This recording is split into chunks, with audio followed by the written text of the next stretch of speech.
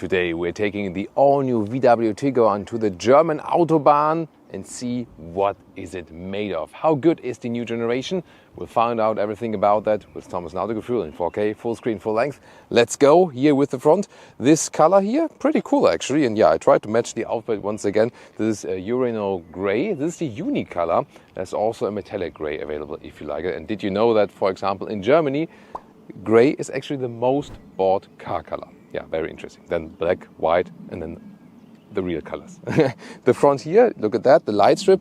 Now here, outside, then there's a light strip in the middle part to connect it.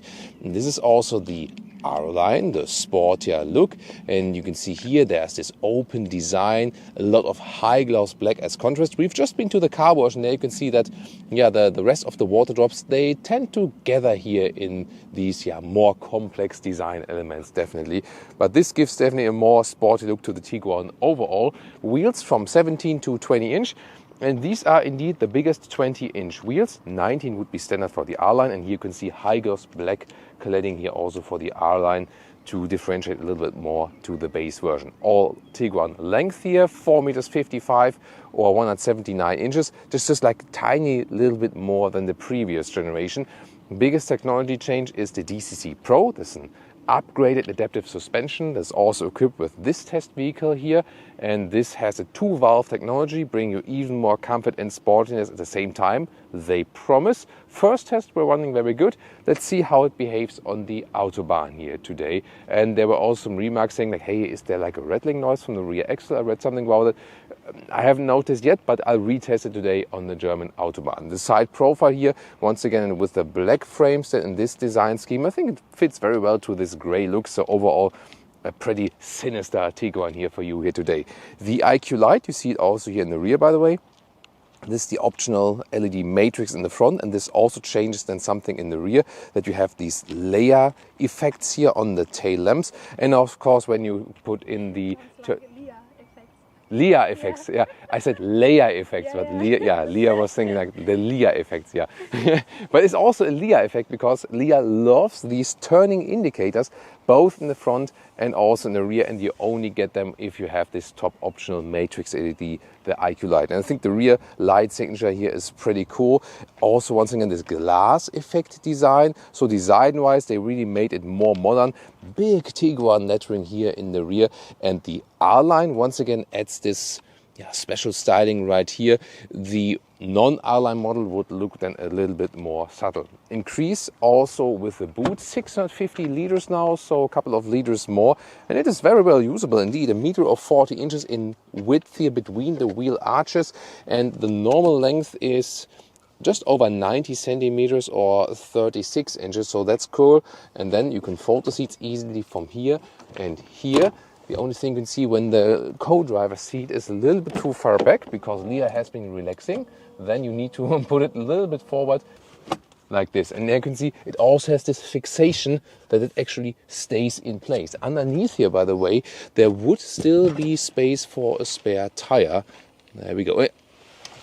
Mickey Mouse, anyone? It's totally Mickey Mouse, isn't it? And then you can also get a full power socket here in the trunk. And Leah now shows us this adaptive towing hook. There we go. Interesting mechanism. It's like semi-automatic. There we go. So you have to put it there in place. And then when you press it once again, sometimes you make your hands a little bit dirty. There we go. And then you can push it back. Key fob, high gloss black. Not my favorite one, I have to say.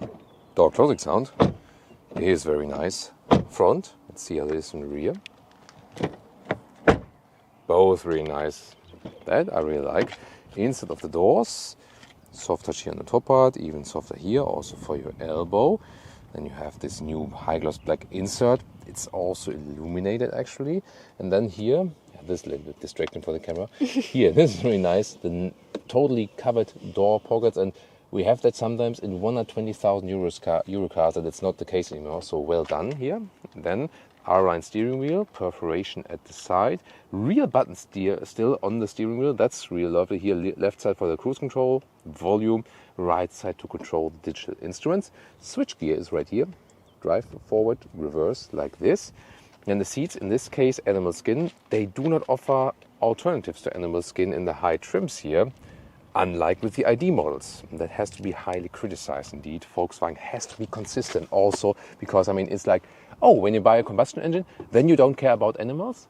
It's like, there are people who buy combustion engines and still like animals and have dogs and stuff. So yeah, I don't get it. But you can also get nice fabric and microfiber seats actually for the Tiguan, so at least that. Then steering wheel up and down, in and out, and so on. And what I found also very interesting, here you see the R-Line entry badge, and like this area here actually remained clean and relatively dry. This was from cleaning here, back cleaning now. So this area here was dry because you can see the door sill is quite low. So this was a good finding then after the car wash, that the most relevant parts here on the inside remained relatively dry after the car wash. With 189, 6'2", there's still enough headroom left here. Ergonomics of the seat, however, are good. Upright, good seating position, and it's a compact feeling here, so it's not too large, but it's not too small. That's the key secret to the Tiguan, why it is one of the best sellers in the compact SUV segment. New cockpit here, a lot of high gloss black. With the R-Line you also have this illumination on the background, otherwise it would also be just a black plain field. Then here leather red with a blue contrast, this is also very nicely done. Then you either get 13-inch screen, or here this option is 15 inches, the larger one actually, and this is like, wow, in your face, so large indeed. But the good thing about this is, because you might say, hey, isn't it distracting when the screen is even larger? On the one hand, maybe yes. On the other hand, I say no. Oh, Leah also shakes her head. She loves it when the display is super large in the vehicle, actually. Because I found that here, the icons, for example, here in the Apple CarPlay integration, which also works wirelessly, by the way, and Android Auto as well, the icons are bigger, so you can not miss anything, you know. Also here, when you deactivate the speed warning for the EU theme here, is easily done. You also can click here in the middle, not only here. And they've massively upgraded the software now, so it's quicker now, it's more reliable, and it's larger in the screen, so I'm actually happy with the infotainment system now. There's still better software and hardware out there, yes, but it's not that, for example, with the like pre-facelift Golf and so on, Leon, Octavia, all pre-facelift, it was just horrible with the software at VW, and now it's definitely better. Sliders here are illuminated at night, and you can slide for the temperature. At least it's better that you can do it here, otherwise you could also do it here inside the screen. That's also possible. Then the middle console is quite interesting. Here you have space above, and underneath there's inductive charging pad. You see here 14 Pro, 14 Pro Max, the iPhones, and they both charge, and they are also both cooled here with cooling holes so they don't overheat. 2 USB-C charging is also possible. And then in the middle console here, high gloss black. This will look ugly quite quickly, sadly. Start, stop, and engine right here. And then you have this multi-mode button here, for example, for the volume. But you can also press it, and then you can, for example, here select the driving mode. So that's actually a good idea, that you don't have to do that once again in the screen only. Digital instruments, very good to read. I like this central view, but you can of course also change the views, whatever you want to have. The head-up display here, I put it to snow mode because I just like it when the number is blue. Snow, of course, when you have a white background, you can still see the blue number. Cup holders are adaptive, but you could also take out that whole thing here. Of course, this remains in there, why not? Then you put this one up. There you have more separators, for example, for all your clutter and so on. And here underneath, there's like, you know, like for a parking card or something, and for coins. So like, yeah, or this say for like a park clock. Do you call it park clock also? The famous German Parkuhr. Listen and repeat. Parkuhr is like... How do you call this actually in Britain, for example? This is the famous Ankunftszeit. Like you set it to the time you arrive, and then it's always like 30 minutes in ahead you can actually set it to. So the famous German Parkuhr. Geeicht. So this has to be that, or if you put something else in there which is not like this very original, you directly go to jail. Yeah, if it would have a different color, directly go to jail in Germany. Definitely, yeah. And then this whole armrest here is well attached and also soft enough for the elbow. You can also slide it forward and upward, because only by that it actually fits here for the elbow if you want to drive in a very relaxed manner. Panoramic roof. On the Pro side, it goes all the way across the vehicle, and also you can open it for real. So this is one of the rare panoramic roofs left, which you can really open like that. Wow, it leaves a lot of air in this. That's pretty nice. And you can also apply a shade. The only thing is that here in the front, you have these sliders, and especially while driving, you sometimes, maybe not slide well enough, and then this is the thing here. Sometimes the car complains, says like the vehicle key is not in the vehicle. And Leah had it once on the Autobahn that while driving, the car was saying the key is not in the vehicle and suddenly applied the brake. That's a huge problem. And I'll also report that to VW, and the engineers definitely need to work on that. So now the shade is closed. But of course, we need it open actually to have some more light on the interior, because I also want to show you something from the rear. And so with 189, 6'2", still have some space here above my head. And this is the seat as I would be driving, still enough legroom. Remember, it's not a very long car, so good usage of space. 2 USB-C chargers here, next to a real climate unit. And seat heating would be activated if the engine is actually properly running. Hard pack though at the inside of the doors. Optional Harman Kardon sound system. But there's a felt covering also at the rear of the back doors. Recently had the BMW 5 Series, for example, which did not have any felt covering at the inside of the doors at all. So I'm really happy to have it right here. Then the seats, which is cool. You can slide it forward here, 2/3, 1/3, like this, to have more trunk. Or more legroom, you can decide that. And then pull these straps here to change the angle of the back seat like this. Isofix, what was it on the... Yeah, Isofix both on the front seat and also the outer parts of the rear seats, because the Tiguan is also often used, of course, when you have a family or with children and so on. So there we go, cup holders. It's a little bit weird function, but I mean, it works kind of. There we go. I think when we were in the studio the first time, I couldn't even get it out properly because this was a prototype vehicle. But there you can see sometimes, when we have some functions that don't work. And this is like a meme among car journalists. And then the manufacturers say, it's all like a prototype, or it's all like a pre-production vehicle, And sometimes it's true and it gets better, like this. This works now properly. But sometimes they just claim it, and it's like, I remember the Jaguar XE.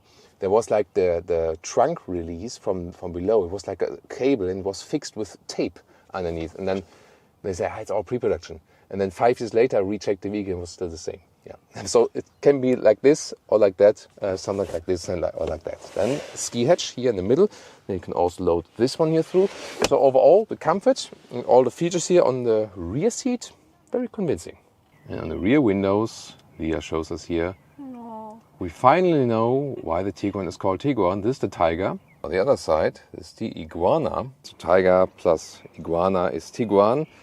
I'm not sure if the vehicle really looks like a tiger or like a Iguana, but you can see from the outside, you can see it only when you hold a hand from the inside, then you can see the shade, but it's better visible from the inside definitely.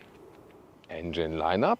This is here the 2-liter TDI, just under 8 seconds in the acceleration figure in the 193 horsepower trim, all-wheel drive.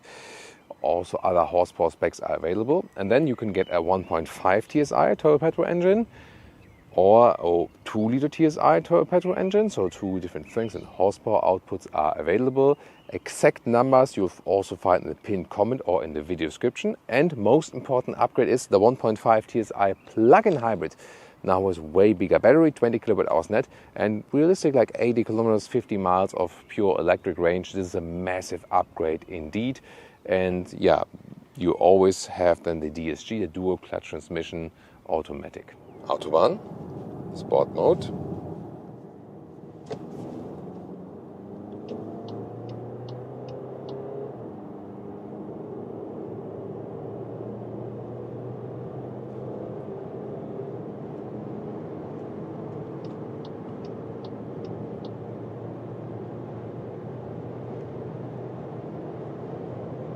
Oh, that's 160 kilometers an hour.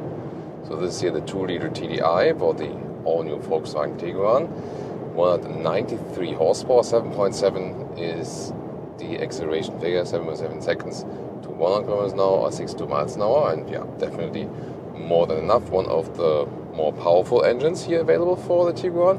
I mean, it has a certain size, so I would also recommend not to go for a very underpowered engine, because then you're always running it at very high RPM and so on. So this one here is definitely suitable enough. And of course, the big advantage for the diesel is that it has enough power and torque, so especially when you need it here on the Autobahn. At the same time, especially if you use it on the motorway, it has quite a good fuel economy. So we're here long term at 6.5 liters on 100 kilometers. And that is somewhat okay, definitely. I mean, it's an SUV, yes. So recently in the Skoda Octavia, for example, we had the same diesel engine and we could score some 4 liters on 100 kilometers. Yeah, so at some point, this building style, which pushes against the wind, has its costs, but it's way more aerodynamic than before, actually. It's 6.5 liters on 100 kilometers, by the way, is about 45 mpg US, 55 mpg UK, just for comparison. But I think that's overall quite good average. If we're here in the sport mode, by the way, the shifting also goes to sport, so the RPMs are always a little bit higher. And also the DCC changes if you have that option. DCC, the dynamic chassis control, that's the adaptive suspension.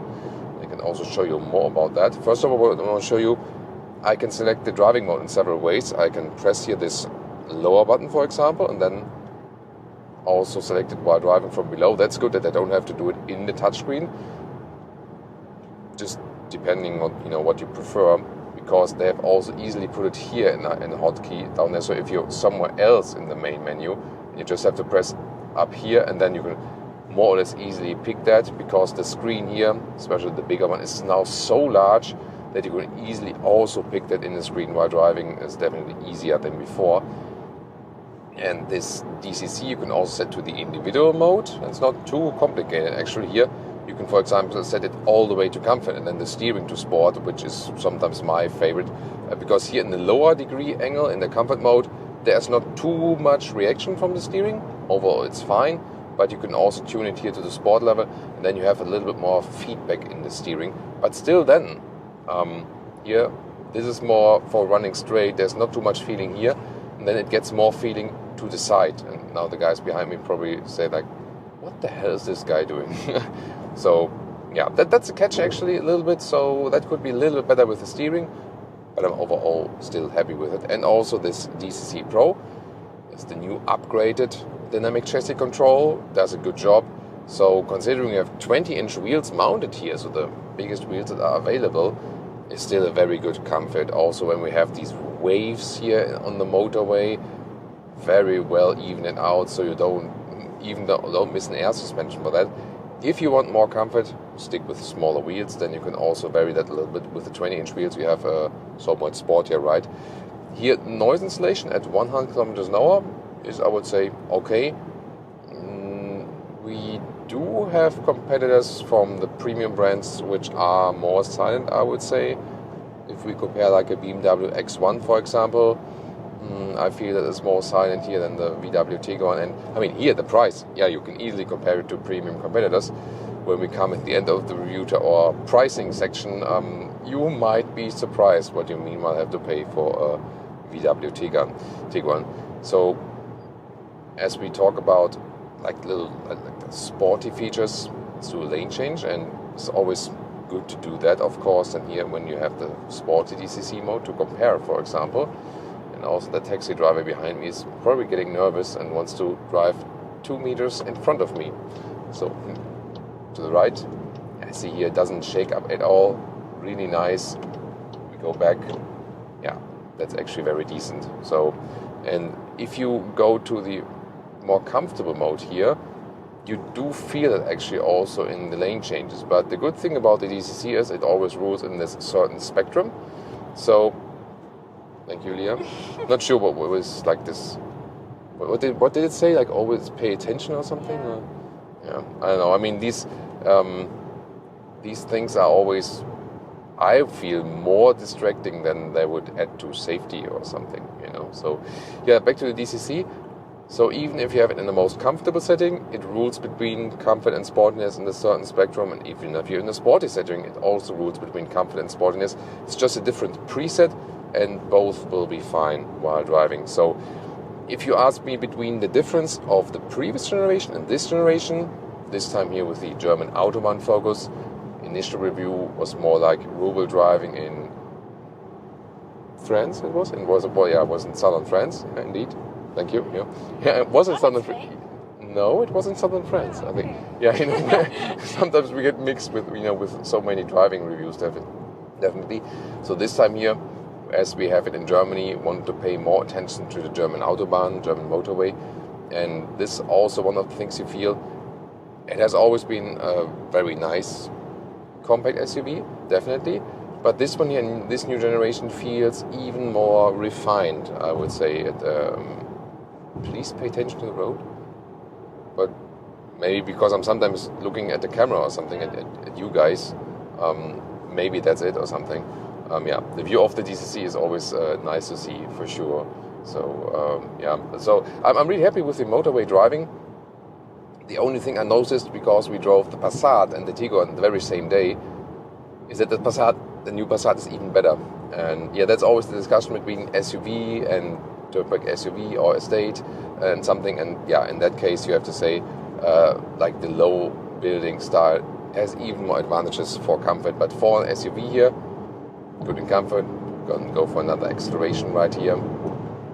Really nice. The diesel also has power reserves if you're already at speed. And there we go. Now the wind noise is picking up, but for that speed it's still somewhat okay. Not the best in the noise insulation, but still good. Also has this, special insulation pack here, high trim level. That was almost 190 kilometers an hour. Yeah, and also good feeling for the brake overall, I think. And the good thing about the diesel is here, when you are at higher speeds, then the consumption is not so much higher than at lower speeds. More in the city maybe you get the problem, whereas the petrol engine, especially if you go for a smaller one, will exceed the consumption figures even more, especially at higher speeds. Then that's the thing. Here, by the way, when we are at higher speeds, do a lane change in comfort mode, it's still okay. It doesn't shake up too much. Now the taxi driver, we let him overtake, now he's getting more angry. So there we go. Yeah. Overall, a very nice feeling here in the Tiguan. Gives you also a safe, compact feeling. So since it's not too long, you always have a very good feeling for that vehicle. It has, let's say, the right size that you can do everything in the city. At the same time, it's comfortable enough here on the German Autobahn. By the way, if I didn't mention yet, the maximum towing capacity is 2.3 tons. The all-wheel drive diesel would be a very good example for that, for this maximum towing capacity. Pricing, very interesting. Hold on tight, guys. So it starts around 35,000 euros, 35,000 pounds, roundabout, with a very base entry model, front-wheel drive, 1.5 TSI. But then if you go to the TDI, for example, or the plug-in hybrids, or here is for the R-Line, of course, is more expensive than, and so on. More bells and whistles. This car here, as it stands right now, it's a Volkswagen Tiguan. It's not a Bentley Bentayga. This car here is in the German price list here for 70,000 euros. I've never seen a Tiguan for 70,000 euros. Here it is. And maybe you can rather buy a plane for that. So if you now compare it to a BMW X1 or like Audi Q3, Mercedes GLA, you can easily compare it to it because they are in the very same price region now. That's a tough pill to swallow for today. Other than that, driving is really nice here with the DCC Pro and so on. And I think the looks is also pretty cool here, especially in the new R-Line. It's also way more aerodynamic than before. So this will, of course, make the consumption better. We've seen it. It was also quite okay from the diesel. The only thing is here, due to the new aerodynamics, because it has this more fluent form, yes, aerodynamics have massively improved.